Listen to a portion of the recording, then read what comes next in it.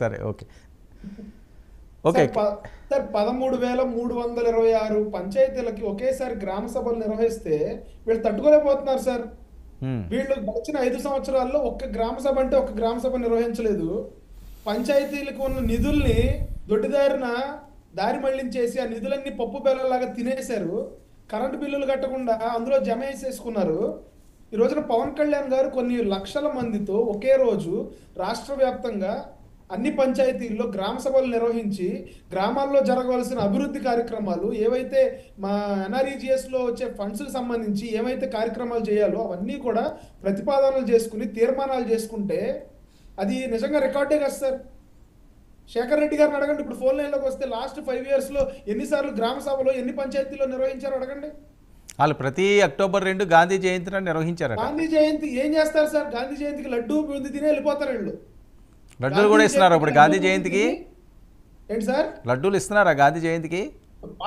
వాళ్ళకి గాంధీ జయంతి అంటే అంతే కదా. వైఎస్ఆర్సీపీ వాళ్ళకి గాంధీ జయంతి అంటే అంతే. ఒక జనగణమన పాడటం రాదు, సాక్షాత్ వాళ్ళ అధ్యక్షుడికే రాదు, దాని మీద కూడా కేసులు పెట్టారు. సిగ్గుపడాలి కదా వాళ్ళు. శేఖర్ ఫోన్ అని తీసుకోండి అని చెప్పి ఈ రోజున గాంధీజీ కలలు కన్నా గ్రామ స్వరాజ్యానికి శేఖర్ ఫోన్ అని తీసుకోండి. గాంధీజీ గారు కలలు కన్నా గ్రామ స్వరాజ్యానికి తూట్లు పొడిచింది ఎవరండి? జగన్మోహన్ రెడ్డి గారు కాదా?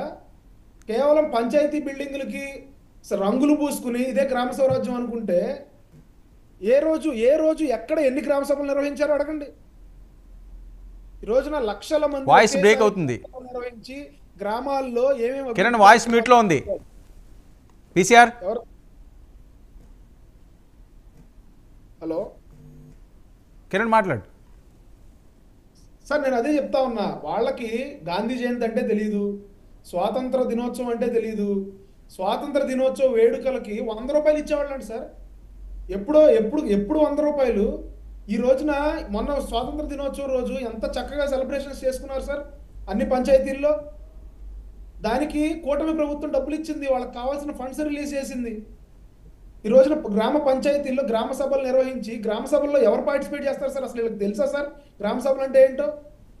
పౌరులందరూ పార్టిసిపేట్ చేసి ఆ విలేజ్కి సంబంధించిన వాళ్ళు గ్రామాల్లో ఏం అభివృద్ధి కార్యక్రమాలు చేసుకోవాలి, ఒక రోడ్ వేసుకోవాలా, ఒక డ్రైనేజ్ వేసుకోవాలా, లేకపోతే ఉపాధి హామీ కింద ఇక్కడ ఇంత పని ఉందా, ఇవన్నీ కూడా వాళ్ళు గ్రామంలో స్వతహాగా వాళ్ళ స్వతంత్రంగా నిర్ణయించుకుని ఏ పనులు చేసుకోవాలో, ఏ దేనికి కేటాయించుకోవాలో వాళ్ళు నిర్ణయించుకుని తీసుకునే ఒక కార్యక్రమం.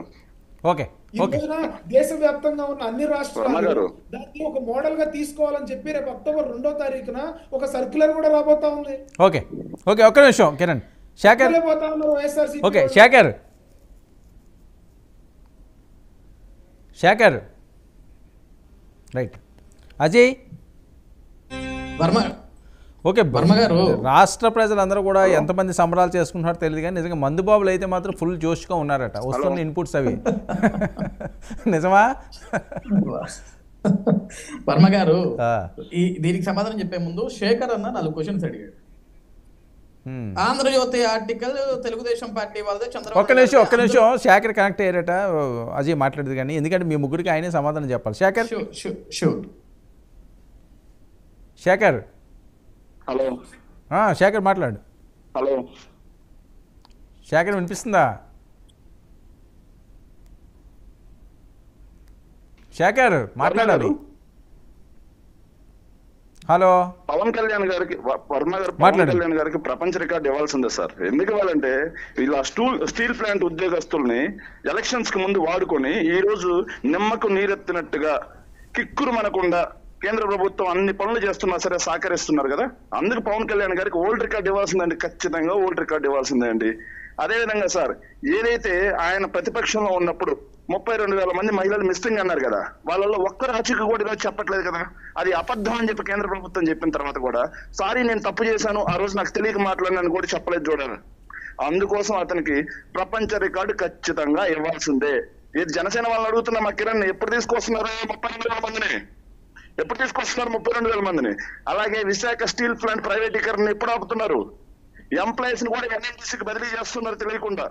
పవన్ కళ్యాణ్ గారికి ఇంటెలిజెన్స్ అంత బాగుంటుంది కదా, కేంద్ర ఇంటెలిజెన్స్ నిఘా సంస్థల నుంచి కూడా సమాచారం వస్తుంది కదా, దీని నుంచి రాలేదా సార్? ఎంత దుర్మార్గం అంటే ఈ రోజు అజయ్ సమాధానం చెప్పాల్సిన అంశం కూడా ఉంటుంది సార్.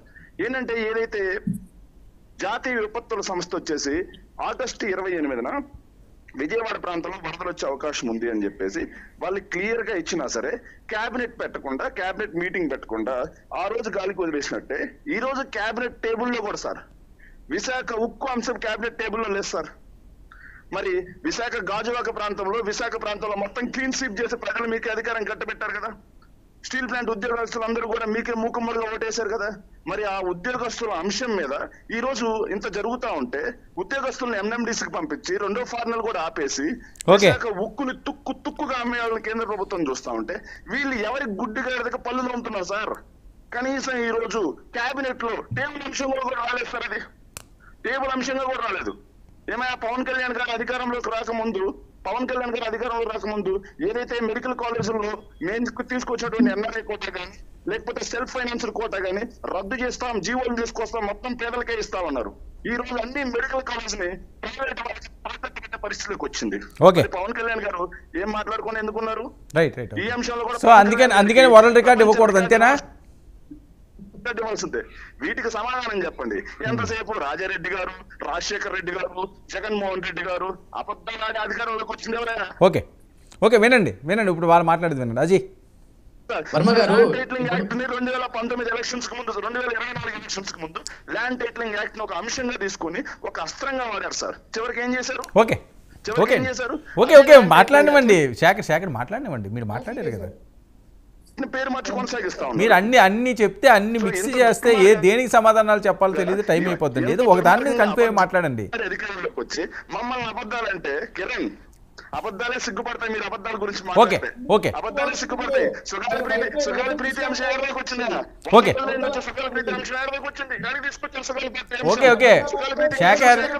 శేఖర్ మీ ఫోన్ కూడా క్లారిటీ లేదండి. ఎంతమంది మహిళల్ని మిస్సింగ్ అయ్యేలా తీసుకొచ్చారు? మీ ఫోన్ కూడా క్లారిటీ లేదు. సమాధానం చెప్పండి. రైతు భరోసా ఎప్పుడు ఇస్తున్నారు? అమ్మఒడి ఎప్పుడు ఇస్తున్నారు? శేఖర్ వెయిట్. సిలిండర్లు ఎప్పుడు ఇస్తున్నారు? అన్నిటికీ నేను అజయ్ వర్మ గారు ఇప్పుడు నాకు అర్థం కాని విషయం ఏంటి వర్మ గారు, వైఎస్ఆర్